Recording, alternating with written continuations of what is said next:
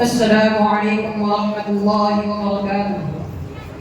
محترم سامعین، موجودہ دور کے حالات کو دیکھ کر ایسا لگتا ہے کہ ہر ایک مسلمان حالات سے متاثر ہو گیا اور اللہ اور اس کے رسول صلی اللہ علیہ وسلم سے قلبی تعلق جو تھا وہ کمزور ہو گیا، جس کے نتیجے میں ہم کمزوری و ناامیدی، ذلت و خواری اور افلاس و ناداری میں مبتلا نظر آتے ہیں، جبکہ اللہ تعالیٰ کا وعدہ ہے وعد اللہ الذین آمنوا منکم وعملوا الصالحات لیستخلفنہم فی الارض۔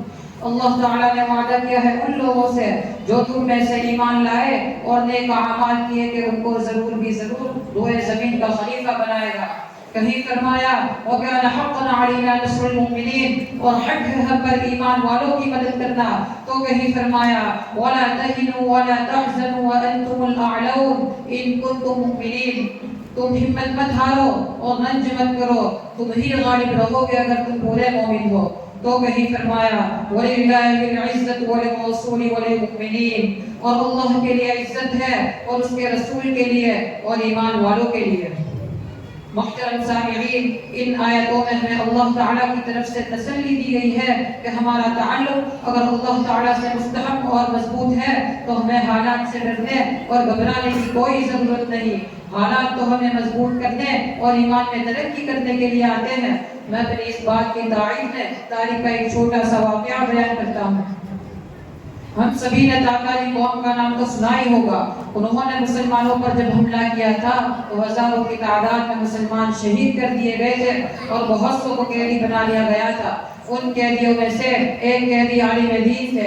ہلاکو خان جو ان کا بادشاہ تھا، اس کی شہزادی یعنی کہ بیٹی نے عالم دین سے بات چیت کرتے ہوئے پوچھا کہ کیا تم مسلمان ہو؟ عالم دین نے جواب دیا جی ہاں میں مسلمان ہوں۔ شہزادی نے کہا کیا تم اللہ پر ایمان رکھتے ہو؟ عالم دین نے جواب دیا جی ہاں میں اللہ پر ایمان رکھتا ہوں۔ شہزادی نے کہا پھر تو تم یہ بھی جانتے ہوگے کہ عزت اور ذلت کا مالک بھی اللہ ہی ہے۔ عالم دین نے جواب دیا جی ہاں بالکل صحیح کہا تم نے، عزت اور ذلت کا مالک بھی اللہ ہی ہے۔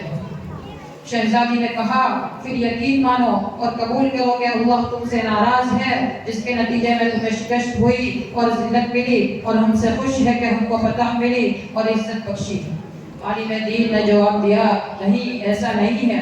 شہزادی نے کہا وہ کیسے؟ عالم دین نے کہا عزت کا مل جانا اللہ کی رضا اور ذلت کا ملنا اللہ کی ناراضگی کی علامت نہیں ہے۔ کیا تم نے کسی چرواہے کو دیکھا ہے؟ شہزادی نے کہا جی دیکھا ہے۔ عالم دین نے کہا پھر تو تم یہ بھی جانتی ہوگی کہ جب بھی وہ بکریوں کے ریوڑ ہو جاتا ہے تو اپنے ساتھ کچھ کتوں کو بھی لے جاتا ہے۔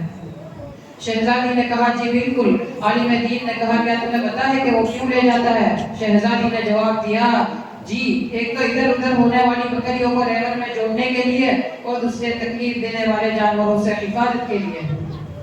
عالم دین نے کہا جی بالکل صحیح کہا تم نے، تم آگے بات بھی خوب سمجھ گئی ہوگی، تم ہم آپس میں بٹے ہوئے تھے، تم جیسوں کو ہمارے اوپر مسلط کر دیا تاکہ ہم متحد اور ایک ہو جائے، یہ اللہ کے ہم سے راضی ہونے کی علامت ہے۔